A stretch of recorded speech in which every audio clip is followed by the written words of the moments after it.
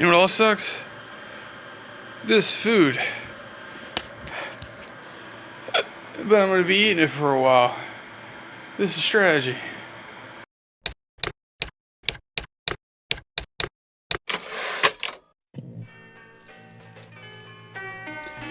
What have I been doing since the 20th? You might not be asking yourself. Well, I've been playing a lot of Doom Eternal. Have I been enjoying it? Well, for the most part, yes.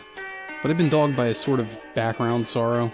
I'll go into that later, but first, let's talk about how Doom Eternal redefined the difficulty of Doom 2016 in some interesting and, well, not so interesting ways. So, let's dig in, shall we? Juggling is difficult. You usually start off with one or two balls, then you bring in a third one once you feel confident. In Doom 2016, you started with only one ball. Only one. You basically only needed to keep track of that one thing, which was health. Eternal has you juggling that same stat, but as the game progresses, starts adding more and more until you're juggling 3 different stats at once, each with its own associated cooldown. Now, health is regained by glory kills. There's no cooldown on this. It all depends on how quickly you can stagger an enemy. But then you can also upgrade your frost grenade to allow you to regain health when damaging frozen enemies. You wouldn't normally need to care about this, but because Doom Eternal adds so many more melee enemies, which can all close distance quickly, this becomes the first ball you need to learn how to juggle. If you don't, you could very quickly find yourself surrounded, and with the way melee damage hinders your movement, by the time you get out of the circle jerk, you end up being the guy who has to eat the muffin. Armor is generated through the Flame Belch, and once you get the Super Shotgun fully upgraded, you can generate more armor through meat-hooking dudes and bukkake blasting them in the facial area.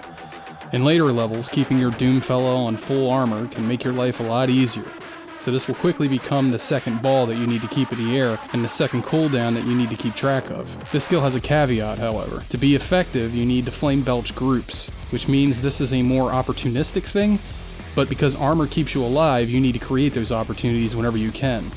So to recap, you need to keep in mind that you need to keep moving, and glory kill to keep your health topped off. But you also now need to lure groups of enemies together where they are at their most dangerous to belch flames on them while they're in melee range. This is the second ball that you need to keep in the air, and it's the most dangerous one. Ammo is perhaps the ball that requires the most attention, and is the one that is easiest for you to forget about until you're on empty and searching desperately for fodder to kill. It's also the only resource that doesn't have an alternative to generating it like health and armor. At least it doesn't until late game when Eternal starts throwing loot pinatas at you. It's almost as if Doom Guy didn't like how fat the ammo pouches made his ass look, so he ditched them. The lack of ammo adds a third ball to keep in the air, and if you aren't careful, you can find yourself kiting a difficult beefy boy until a new group of fodder spawns so you can top off. The chainsaw is how you regenerate ammo, and it's also the weapon that's taken the biggest nerf. First off, the chainsaw can now only hold 3 charges max. Fodder only requires 1 charge, and you regenerate 1 charge if you wait and be patient. But if you're at 3 charges when you need ammo, and you chainsaw up a fodder monster, you're now at 2 charges, and most non-fodder monsters that you want to take out with a chainsaw require 3 charges. What that means is that you'll very likely never use the chainsaw against beefy monsters, and what used to be an awesome single target one-hitter is now relegated to fodder cleanup and resource generation. In reality, the sword has taken a chainsaw's job in the one-hitting tyrant category. He took his job! He took it, girl! Took it, girl! But unfortunately, you don't get the sword until damn near the end of the game. So you have far less options for dealing with big boy annoyances this go around early on in the game, and you're forced to deal with all of your resources manually by generating them, doing specific actions. So the first layer of Doom Eternal's difficulty is resource management and how often you need to worry about it, as well as the very context-reliant ways in which you generate those resources. The second layer of Doom Eternal's difficulty is Dark Souls. Yeah, someone out there figured it was cool and innovative idea to get Dark Souls in my Doom. Specifically, there are 2 enemies that push this Souls-like experience, and that's the Hunter and the Marauder. The Doom Hunter is not that bad. He's fairly easy to kill, but unlike the other demons in the game, there's only one way to tackle his first phase, and that's to drop his shield with the plasma rifle. Then melt him with a rapid-fire weapon or a lock-on burst from the rocket launcher, or by using the blood punch to knock him off his sled. His second phase can be tackled in any way you want, honestly, but as far as I know, the Hunter isn't the enemy giving players the hardest time. It's the fucking Marauder, and he's the reason why so much peanut butter is in my fucking chocolate. First off, all the other enemy types allow you to use creativity to tackle them, using whatever guns or maneuverability techniques you want to put them down. But the Marauder's like, nah, you know how you've been spending the last 5 or 6 hours mastering this one style of gameplay? Well, now I'm gonna make it so that you remember that only this style of gameplay is for me. You'll only use it for me and never again for any other enemy type. Now, it's not that the Marauder's difficult, he's not, and I really don't understand why so many people are having trouble with him. It's that he doesn't belong in a Doom game. Sure, it's fine to switch up shit every once in a while, but this type of combat is just a complete departure from what Doom is about. And up to this point, it makes you feel like you're playing a different game. Basically, the game goes from being balls-to-the-wall action with you jungle gymming your way to success, to being a slow, patient timing game like Sekiro, waiting for the tell to give you the opportunity to attack. If you aren't geriatric, you can hit him twice between staggers, but don't tell anyone I told you that. It's just simply not the type of gameplay I play Doom games for. It's not that it's bad, it's just out of place. So the second layer of difficulty is in the way the game makes you memorize and call upon those memories in the heat of battle to completely change gameplay styles mid-fight. The third difficulty layer is weak points. Each enemy has either a weapon they're weak to, or a spot on their body that can be shot off to weaken them. In higher difficulties, weak points are nearly a requirement given how much HP these monsters have and how aggressive they become. Basically, your weapons feel like you're trying to blow a hole through aluminum with a wet fart. So having something like shooting off the flamethrowers off a Mancubus or deleting the head cannon from Arachnotron gives you much needed breathing room, while using the chain gun against Hell Knights and Hell Knight's big brother staggers them, giving you time to haul ass out of there. The difficulty is in having to remember which weapon is used in which situation, and constantly switching back and forth to shoot a grenade into the Cacademon's mouth, while precision bolting the guns off of Mancubus, and using the ballista to stagger the pain elementals, all while dashing to avoid getting your ass blown off by a tyrant. This game's fucking nuts. The fourth layer to difficulty is the fact that every enemy has a melee attack. Well, almost all of them do. Why is this so difficult? Well, movement.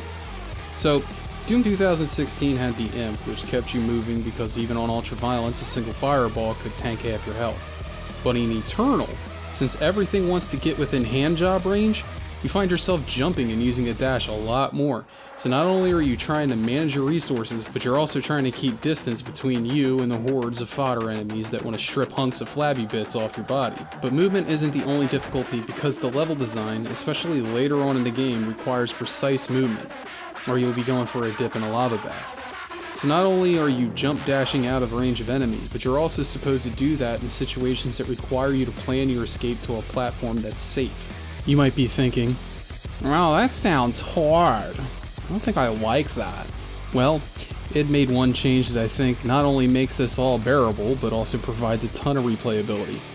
It took away the restrictions on playing the game in one difficulty mode. That means if you're having trouble in Ultraviolence, you can switch to Hurt Me Plenty, mid-playthrough, without penalty or losing achievements, and you can totally do that. If you're a bitch, but real men like me prefer to scream at their monitors until they either bust one of their stitches and have to go back to the hospital, or beat the encounter out of spite while their heart rate sits dangerously high. Yeah, I beat it on Ultraviolence, but not without nearly having a fucking heart attack. There are encounters in this fucking game that had me wanting to bite through my mouse like it was a Nintendo controller.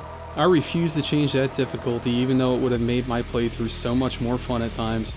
And at the end of the day, I ruined my own experience with that game by playing on a difficulty that was beyond me. Mainly because I couldn't understand how from one game to the next, the same difficulty I had been playing on since the original Doom could have been eating my lunch so much. See, that's the lingering sorrow I was talking about earlier. I figured it was because I was getting older and the time of me playing shooters at a high level had long since passed, but the reality was, I just had fucking open heart surgery and the stitches hadn't healed yet! So yeah, for those of you that don't know, I was recently admitted to the hospital for chest pains and had to have a double bypass to eliminate 2 aneurysms that had 100% calcified. I was a very lucky boy. And I was so determined to get out of that hospital the day Doom Eternal was released that I ignored pain and pushed myself to get better, only to punish myself so hard once the game came out that I found myself not enjoying it as much. Now that I've beaten it and I've healed up a little bit, I've gone back through on lower and harder difficulties and I find myself loving the experience. It truly is an art form to fit that many enemies into an arena without it becoming an absolute clusterfuck, and the combination of challenging platforming while managing resources and hitting enemies in their G-spots was all the right things all at once, and for that, I give Doom Eternal 5 Viagras out of 5 floppy dicks. And for more highbrow commentary and dick jokes, go follow me on Twitter. It's a repository for all my shitty thoughts on things.